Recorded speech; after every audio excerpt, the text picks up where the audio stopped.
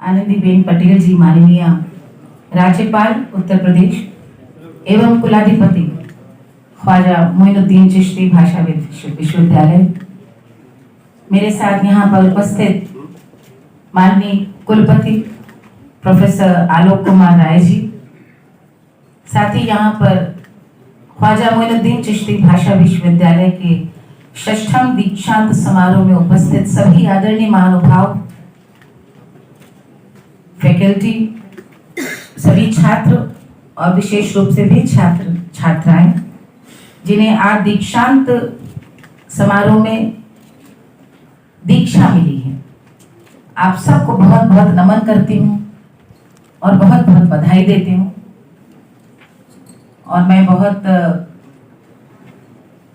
आभारी हूँ कि आज आपने इसी बहाने मुझे यहाँ पर आपके इस ऐतिहासिक गौरवपूर्ण क्षण का हिस्सा बनने के लिए आमंत्रित किया है।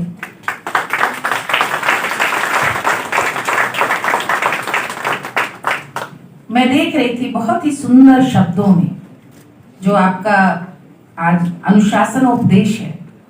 वास्तव में हम सोचते हैं कि कॉन्वोकेशन है क्या, दीक्षांत है क्या, डिग्री मिलना ही तो, लेकिन ये जो महामंत्र है जो कुलपति महोदय ने कहा और आपने शायद मन ही मन दोहराया,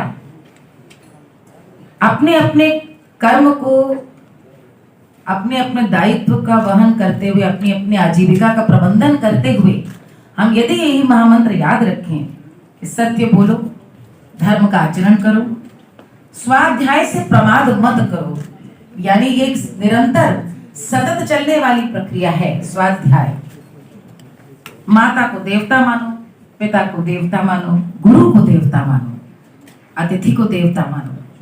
जो हमारे अच्छे आचरण हैं वही तुम्हारे द्वारा ग्रहणीय है, अन्य नहीं। यही आदेश, यही उपदेश, यही अनुशासन। तुम्हारा पथ मंगलमय हो। इससे सुंदर स्वस्ति कामना हो नहीं सकती। इससे सुंदर जीवन को जीने का कोई महामंत्र, कोई संस्थान अपने छात्रों को दे नहीं सकता। इससे सुंदर भविष्य की कोई कामना नहीं हो सकती। आप सब इसे ही महामंत्र मानकर जीवन में आगे बढ़ें कि कहीं भी जाएं, किसी भी विद्यार्थी का सबसे बड़ा धर्म, लेकिन यही है, पहली शर्त है स्वाध्याय। यहाँ अतिथि को देवो भव कहा गया है और आपकी जो विश्वविद्यालय है ये जिन महान संत के नाम पर है, ख्वाजा मोइनुद्दीन चिश्ती,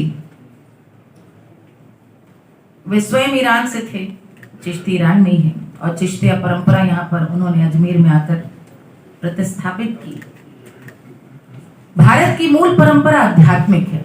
आध्यात्मिक है यानी हम कोई भी विचार को, किसी भी प्रकार के संदेश को विचार के रूप में ग्रहण करते हैं, हमारे लिए मानसिक रूप से हमें वो आना चाहिए।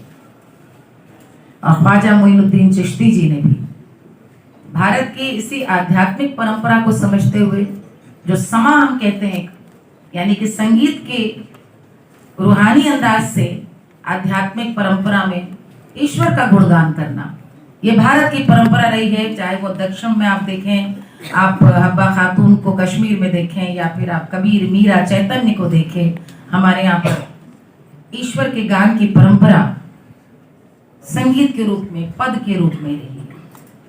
और 11वीं शताब्दी से जो एक भारतीय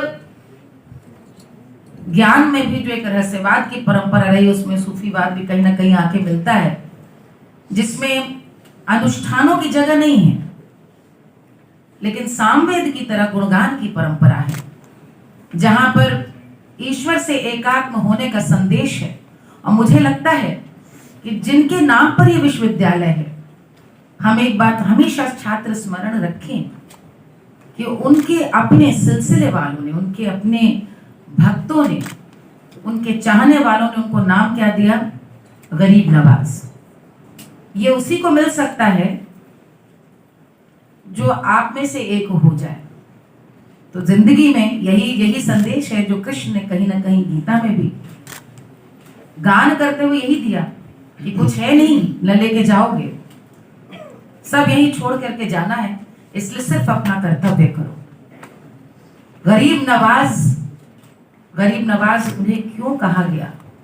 हम लोग गाते हैं सूफी में, कृपा करो महाराज मोइनुद्दीन। ये हम लोग सूफी में कलाम पढ़ती हूँ, मैं खुद मैं हमद पढ़ती हूँ, कव्वाली कौल पढ़ती हूँ। हम लोग जब गाते हैं तो हम लोग को सिखाया गया, तू को इतना मिटा कि तू न रहे और तुझमें दुई की बू न रहे।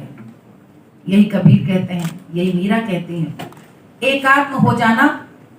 और वो प्रभु जो एक ऊर्जा है, जो एक शक्ति है, जो जिसके द्वारा सब संचालित हो रहा है, वो कोई भी पंथ का, किसी भी धर्म का, विश्वास का हो सकता है।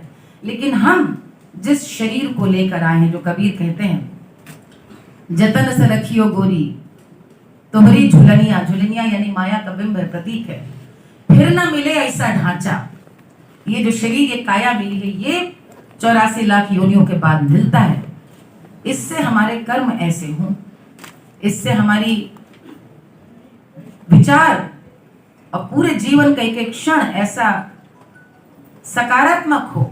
आप लोग यहाँ से पढ़ करके जा रहे हैं, मैं देख रही थी भूगोल में गोल्ड मेडल है, अपनी अपनी भाषा में गोल्ड मेडल प्राप्त किया है।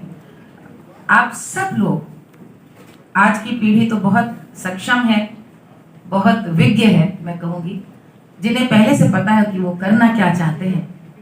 आप जीवन का कोई भी रास्ता अपनाएं। मेरी अपने जीवन से सीखी हुई 2 बातों को अपने गांठ में बांध लीजिएगा।